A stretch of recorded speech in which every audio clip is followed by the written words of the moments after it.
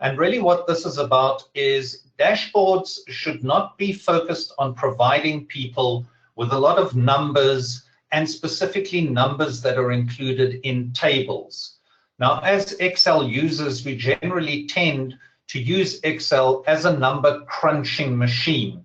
And we give people a lot of information that is based in tables that includes numbers. For example, we might have a set of rows that cover January through to December, and in columns we might have years, and that gives us our income, expenditure, etc. in a table format. Now, dashboards are not focused on providing people with numbers and tables, but rather around providing them with a visual insight into what those numbers are telling us. And there are 8 basic rules that we look at. The first rule is the rule of keeping it simple. And keeping it simple, in essence, says do not create dashboards that have a lot of information cluttered into one screen. Understand what the focus of your dashboard is and make sure that you achieve the objective of the dashboard by providing your audience with the simple information that they need to be able to make business decisions. The second rule is that you must not turn a dashboard into what I call a data mart. And all that is saying, we love to provide as much information as possible. And rather than providing too much information, again, go back, understand what the objective of the dashboard is. What is it that your users of your dashboards need to see to be able to support their decisions, and only provide that information on your dashboard so that your users can focus on what is key to them. The third rule is around fancy formatting and forgetting about fancy formatting. Here we want, again, our user information being provided in a dashboard. And again, I go back, the information will primarily be a graphical format of information. So when we do graphics, don't do graphics with a lot of color. Keep your graphics simple and leave all of the fancy formats out of those graphics. The fourth rule is the rule about leaving out the unnecessary chart junk.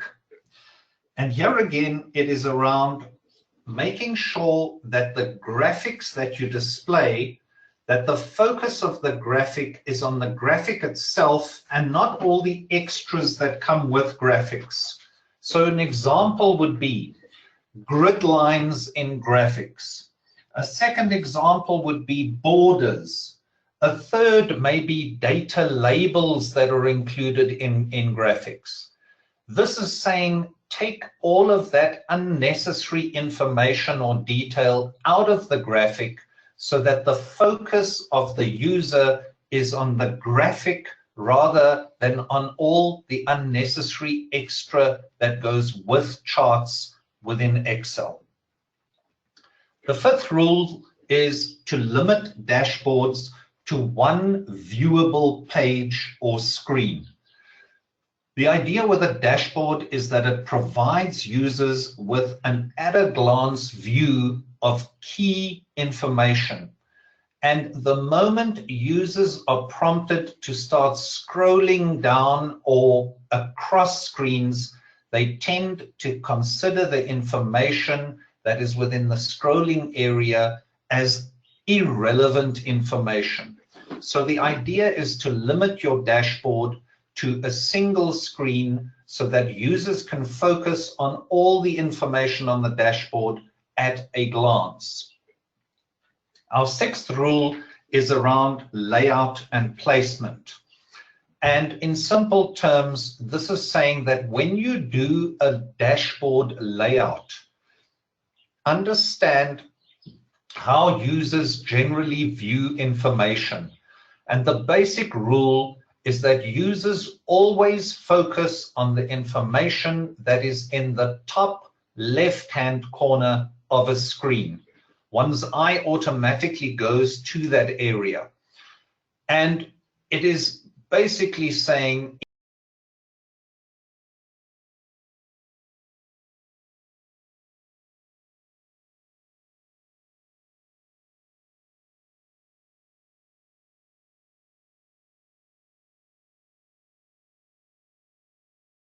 dashboard, and it is around understanding that when we create dashboards, and I'm going to scroll across, you'll see on the left here, this is what I mentioned would be the key information for users. It is placed in the left upper portion of our dashboard, and the user would be able to have a look at this information and understand what the relevant items are. Of course, these labels will be named according to what the dashboard requirement is. Again, you can see that in this left upper corner, the key information has been formatted to ensure that the larger item in the graphic is placed at the top and progressively goes down. So that is around ensuring that data is sorted in a way that it gives the user a very clear indication of key information. Going further, it is understanding when we look at the design of our dashboards that we need to lay our dashboards out in a way that the charts that we place are placed in a way that the user can identify very easily with what you are telling them and how that information can be used to be able to draw decisions. So this is a mock dashboard design. Then moving along, here is an example of a dashboard which I'm now going to go and cover in Excel itself to show you some of the key design principles and some of the key tools that have been used within an Excel dashboard. And then I'm going to move on to an example of a dashboard that looks at how pictures or icons are incorporated within the dashboard.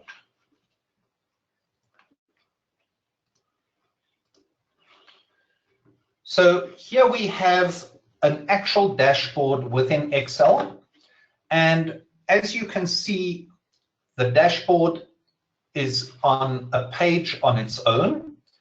Here we have some financial data, and it is basically, as you can see, income statement information across a period of 4 years with columns that include revenue, budget, etc.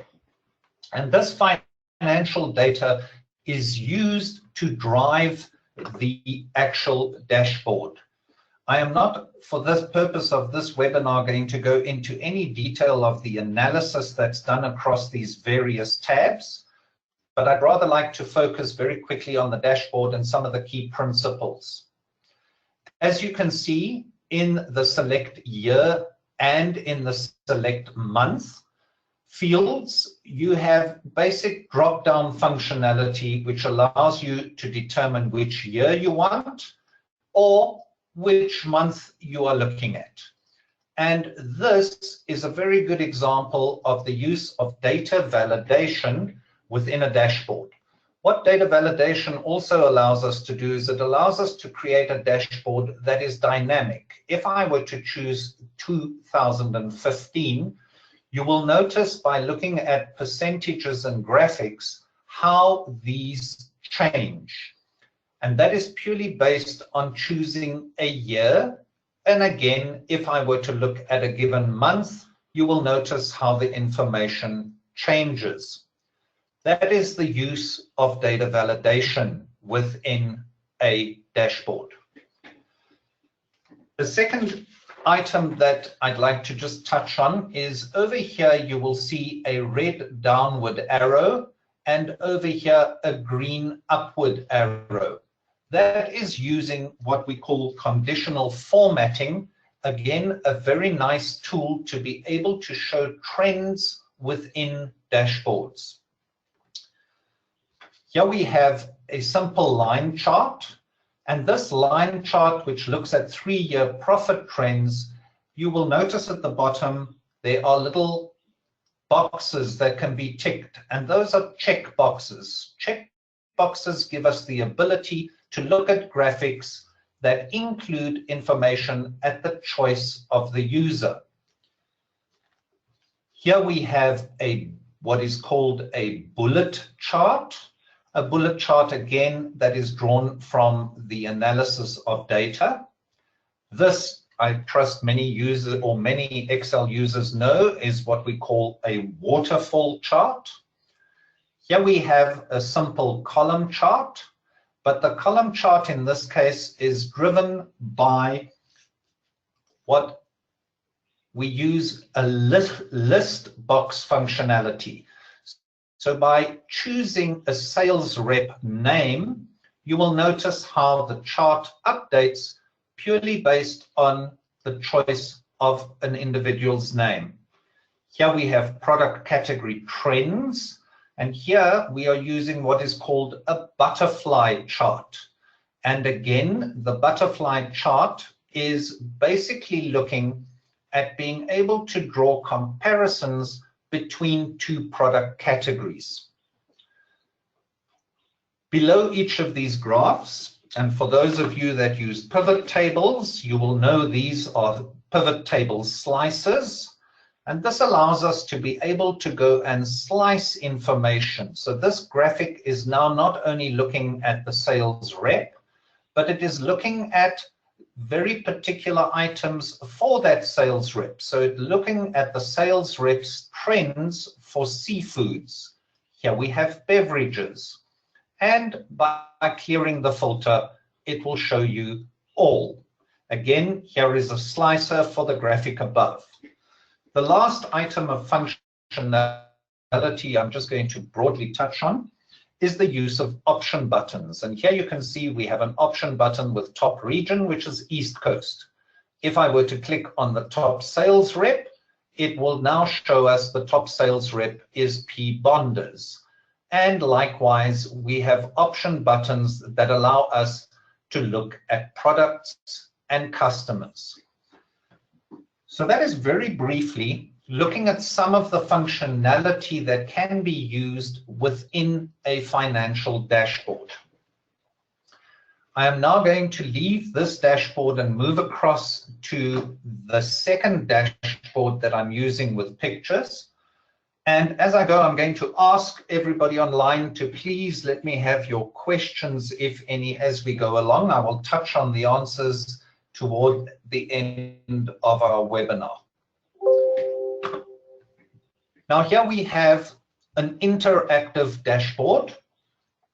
I have, for purposes of this webinar, just created a simplistic 4-day weather forecast for Dubai.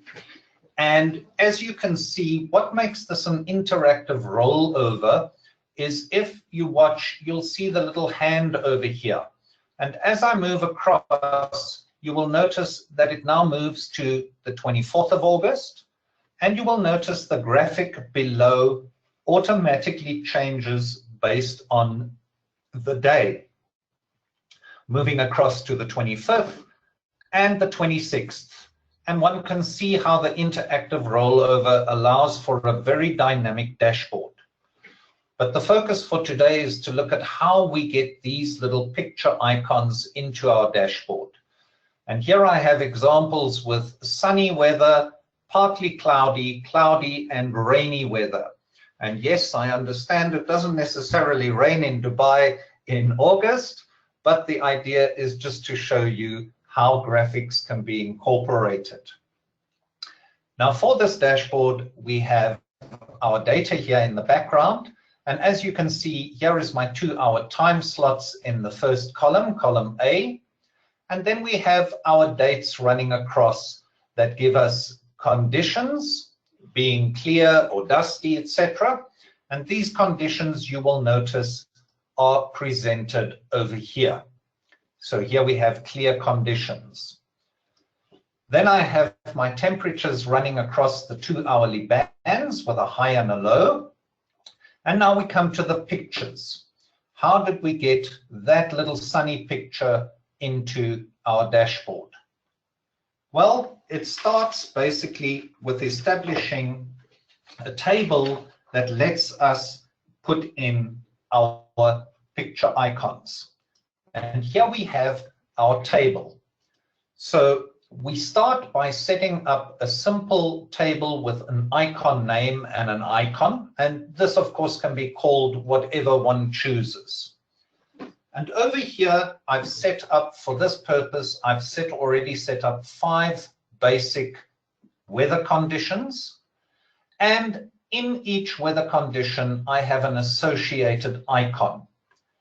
Now, I didn't want to set up all of them on this webinar due to time restrictions, but I'm going to do one very quickly to show you the basic concept. So I am going to add a condition that allows for showers. And I have included here in the background, I have a picture of showers. So I'm now merely going to copy this picture and place that picture in this field over here by pasting it.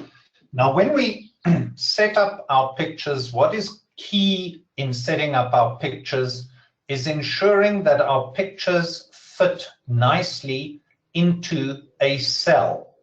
So you will notice I moved the picture within that cell. And all I'm going to do is I'm going to drag this line so that that picture now fits nicely within that cell. The next step that I need to look at, because what we are trying to do is we are trying to set up pictures that are used in lookup functions. The next thing I'm going to do is I'm going to go and set up my table, which is the table I have over here. And you can see I set up a simple table that goes from day 1, 2, 3, and 4. What comes below it is the driver to pick up my picture. And you will notice over here that I created a drop-down, and that is done with data validation. So in simple terms, if I were to extend this and include a day 5, within this cell, I am basically going to go to data, data validation, and again, data validation. I'm going to allow for a list, and the source of my list is going to be these cells over here. So A2 to A7 on my icon sheet, so that I can pick up a list of values. So here I have my drop down, and you will notice that it now extends from sunny all the way through to showers. The cells that were set up previously don't include the shower item. So I can very easily go on this cell and go back to my data validation and change my list to include cell 7. And now I have showers included. So what we've basically done is we've now set up a data validation field that allows us to go and pick up what our weather condition is. The next thing that we need to look at is we need to look at how we can link the actual picture that exists within each of the cells next to it to the condition we've identified. The starting point is to go to the cell that contains the picture, and you will notice that this is cell B7. I've already set the others up. You will notice if you look here, this cell has been set up with the name sun. this cell cloudy, etc. So all we really want to do is we want to name this cell showers. And there we've named a cell that contains a picture with a name that relates to the actual weather condition itself. Now we need to go and look at how the name that exists over here, how this name picks up with the actual picture as opposed to merely picking up the name of the weather condition. And how we do that is we basically look at our 5 conditions we have here, or our little table with days and weather conditions. And we now go to our formula or our name manager, which exists under our formula tab, our name manager. And here you will see our different items over here. And day 1, for example, you will notice that the reference that exists, it has been changed to equal indirect. So it has literally changed the name or the reference in that cell by including the equals indirect formula into that name for day 1. I trust that makes sense to everybody. And by having said that it is an indirect reference, what it is doing is it is saying that day 1 needs to refer to the indirect value of the cell that exists in B24. You can see data B24. So if I look at B24, it is not looking for the actual value sun, it is looking for the indirect value. And by picking up the indirect value, it allows for us to pick up the picture that is associated with that condition. And the picture would ordinarily paste itself just below the condition. All I have done for purposes of demonstration is I have cut that picture and pasted it within that cell range. Likewise for day 2, it has been pasted into that cell range, and for day 3 into that, and day 4 into the cell range that associates with day 4. And you will notice that these cells are basically a merged cell combination that allows for the picture to be included. Again, you will notice that over here we have sunny conditions on our first day. So by going to our data and changing that to cloudy conditions, you will notice that the dashboard now automatically changes to show us a cloudy condition picture. That was a very, very quick introduction to how we can use the VLOOKUP functionality and the indirect formula functionality to be able to incorporate pictures into dashboards. Now,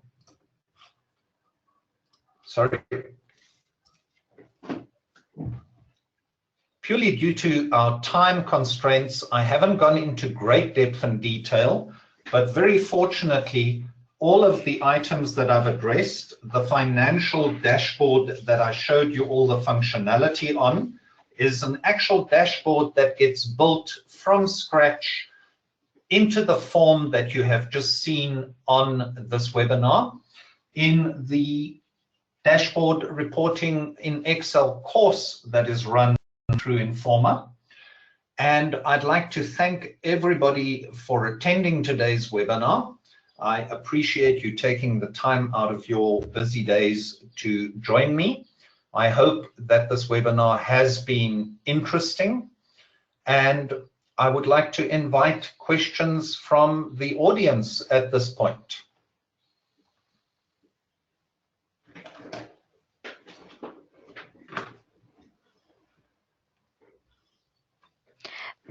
Thank you, Peter. Thank you everyone for listening in. Please feel free to type in your questions and we'll answer them one by one.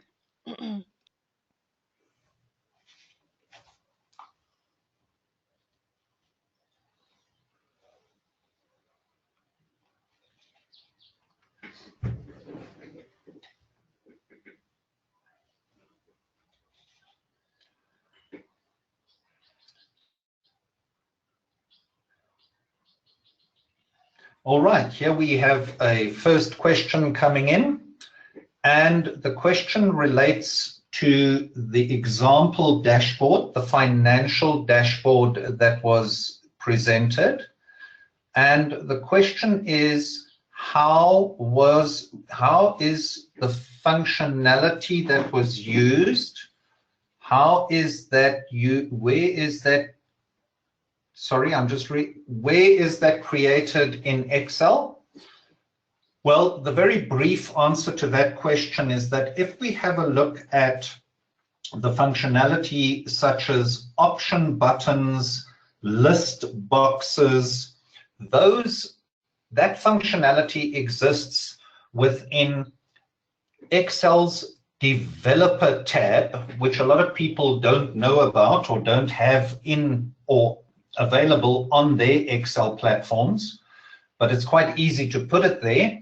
And the developer tab allows you to utilize various tools such as option buttons, list boxes, check boxes, spin control buttons, etc., that let you enhance functionality within dashboards. And of course, again, not going into any more detail than that, that is something that I cover in great detail on the actual dashboard course.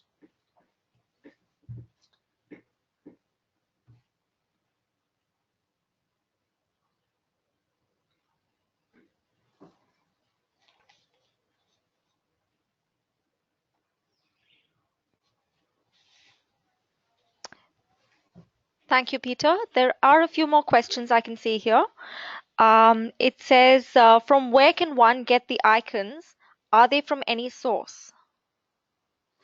Yes, here we go. All right.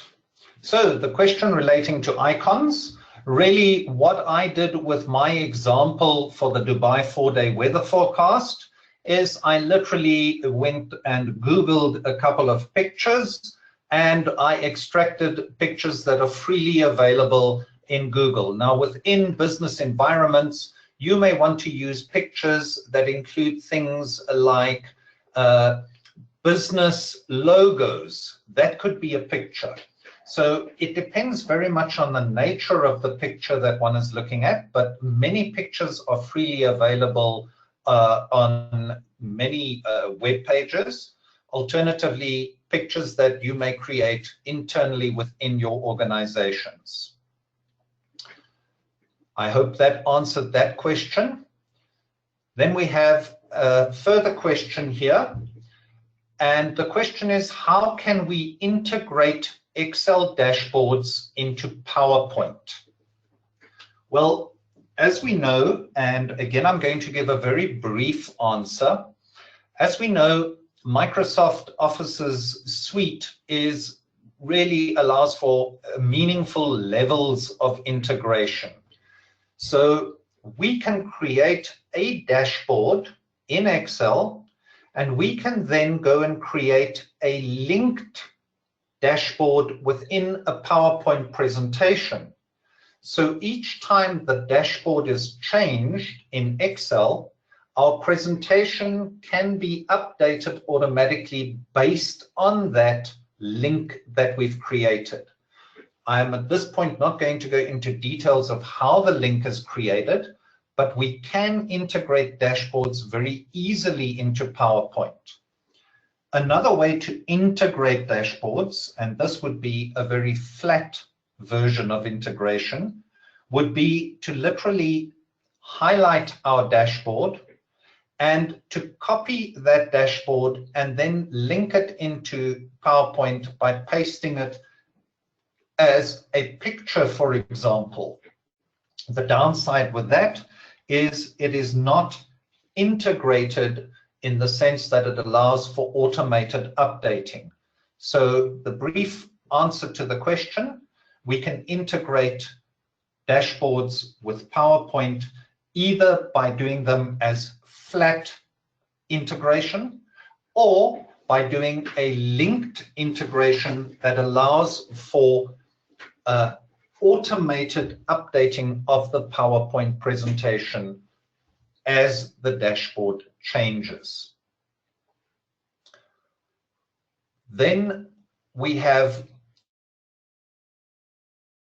a further question, and the question is, are you going to be provided with the files for the two dashboards?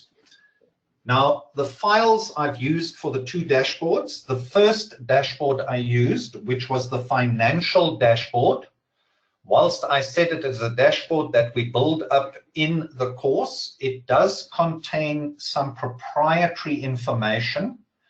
And for that reason, I am limited in being able to distribute it. However, the weather icon dashboard is something that can very easily be distributed. However, Mega, might I ask, is it something that can be done easily from your side? Yes, Peter, we'll be happy to send the dashboards across by email. Very good. Then I will provide the dashboard for the weather icons. And I trust Informer, based on the webinar attendees that wish to have access to that file, I trust Informer will provide those attendees with an emailed version of that file. Certainly, Peter. Thank you. Right. So have we covered all the questions then? Looks like it.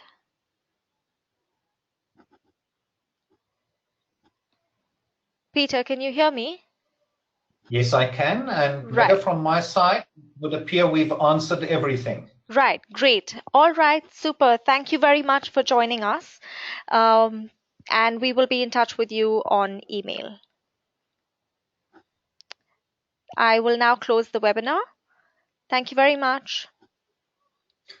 Thank you, everybody. Bye-bye.